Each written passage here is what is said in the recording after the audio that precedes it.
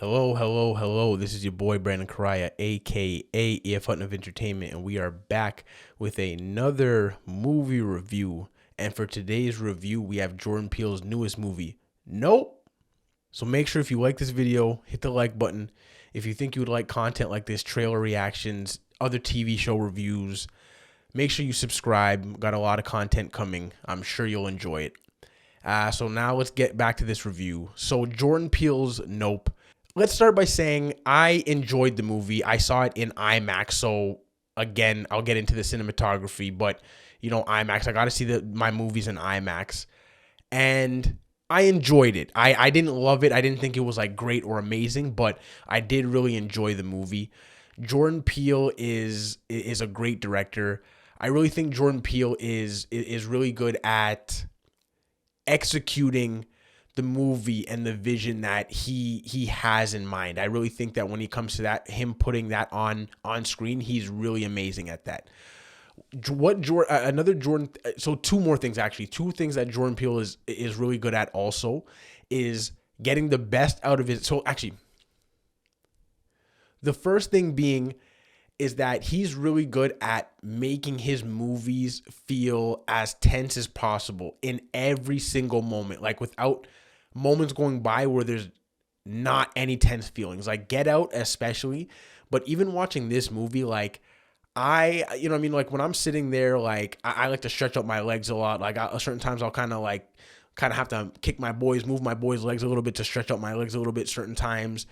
And this movie had me so tense the whole time that I actually kept my leg back in a position the whole time just because I was so tense in my seat just watching this movie. But by the time I got out, I was honestly limping and kind of cramping a bit because I didn't move that one leg the entire time. That's how tense I was feeling the entire movie. So Jordan Peele is honestly amazing at making his audience feel as tense as possible in every single moment. Another thing that he's amazing at doing is getting the best out of his actors and actresses. Everyone's performance was amazing. And from Daniel Kaluuya, the standout Keke Palmer, who was more outgoing and energetic, and Daniel Kaluuya being more stoic and having a lot of just use of silence and Jordan Peele obviously had that in the script, but Daniel Kaluuya was really able to execute the use of silence to really make those emotions felt by the audience by him just not even saying a single word. So Daniel Kaluuya, amazing. Keke Palmer did a really good job, but even the supporting characters, Yeun, Michael Wincott, Keith David, even Brandon Perea, which was the blonde kid in the trailers, who ended up actually being a way bigger part of the movie than I thought would be based on just the trailers. But honestly, he was a really good addition to the dynamic of the brother and sister. So yeah, all the performances were really great. The cinematography and visuals were absolutely amazing, especially seeing it in IMAX. I'm glad. I was surprised to hear that they were bringing it out in IMAX, but I'm glad that they did. And this is Jordan Peele's probably grandest and most just visually awing and inspiring movie, especially on a wide scale. It's probably just his most grand movie, his Steven Spielberg movie. And I know Steven Spielberg is a big influence on Jordan Peele. So this was definitely his time to go out and be able to definitely stretch what he wanted to do. So honestly, on that level, this movie looked absolutely gorgeous. The actual ship that ends up being the antagonist, the thing that they're running from, looks amazing. And not even just in the daytime, there's a lot of nighttime sequences where you see the alien ship just moving in and out of the clouds at night, and it honestly looks gorgeous. And there's a shot where this is a little spoiler, but there's just a shot where it's like hovering over their house, and it's honestly just pouring out all the blood from like the people that it just kind of like ate up. And like the way that it looked honestly like amazing. Like it looked, the shot was amazing of it just hovering over the house at night. And then even when it kind of went into Daniel Kaluuya's car of his view and him just looking at the kind of like where it was hovering over the house with it just being like regular rain, but then it looked like it was just like red rain faintly that's coming over the house because like his windshield wiper, he couldn't really see clearly through. So it was like, it was just like that moment in the movie was like really, really beautiful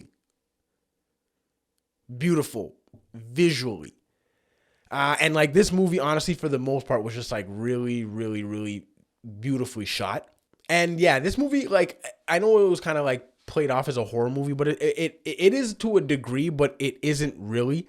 Like to me, like this movie has like hints of like Jaws, when you actually find out like that the actual, this is a spoiler, a little bit of a spoiler, but when you find out that the actual ship is actually alive and it's not like a ship carrying people, and we see like Daniel Kaluuya like kind of books that early. He's like the way that it's moving through the clouds, it doesn't move like a ship.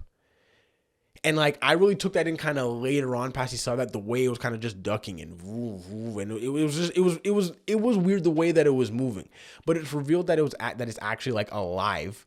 And so that's why like I say hints of Jaws, because even just at a certain point there's a shot I think where, because it's eating things, right, you kind of see the view from underneath, and it kind of looks like it has like kind of little teeth in a sense, and it was just moving.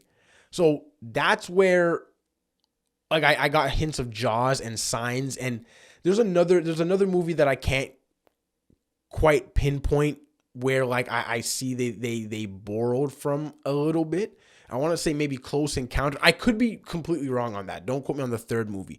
But Signs and Jaws are big ones that I was getting from this movie.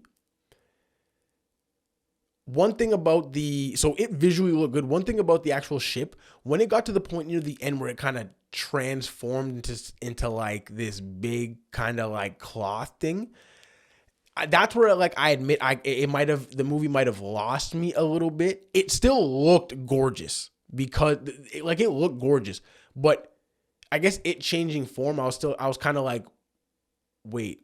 I don't know. I was a little, I don't know. I didn't really rock too much with it kind of transforming. But other than that, it still looked gorgeous, like I said. Now, moving on to like the overall kind of big message of the movie.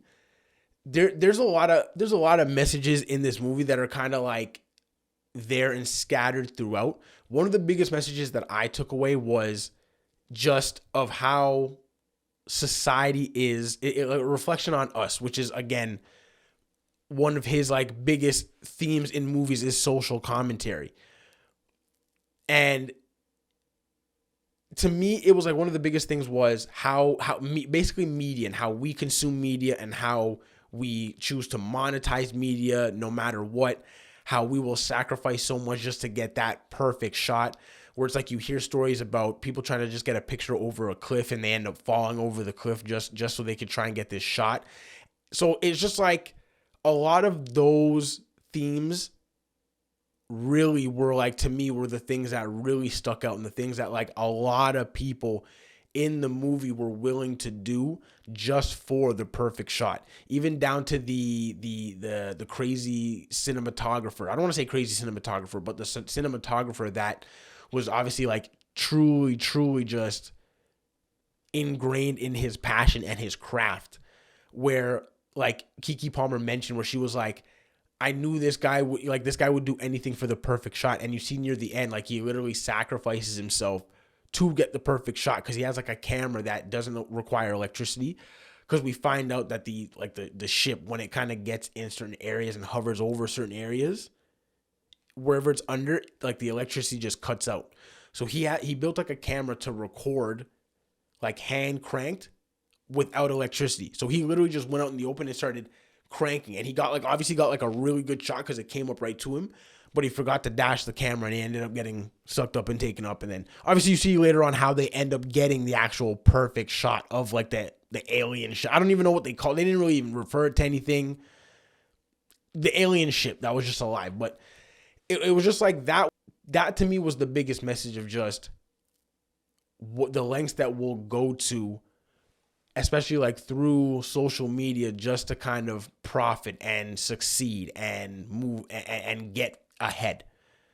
That was my takeaway, and I could be like completely wrong. And again, that could be like the simplest level takeaway, and there could be deeper takeaways from the movie. And honestly, whoever watches this review, let me know in the comments if you have time to like maybe let me know some messages that you bigger overarching messages that you got from this movie. But that was probably the big one that stuck out to me. So that's it, I think, for the majority of things that I want to go over with regards to this movie. Like I said, I enjoyed the movie. I didn't think it was like great or amazing. I did think there were a lot of aspects in it that were great. Acting, cinematography, execution of vision, directing. So there was a lot of things that I really did enjoy in this movie. So yeah, I do recommend, if you do have a chance and you are into that genre, those are the type of movies you like thriller-ish horror. I don't even want to say horror, but thriller-ish horror, tense kind of movies. Go and watch this movie, especially if you can on IMAX. It looks absolutely gorgeous. So that's it for this review.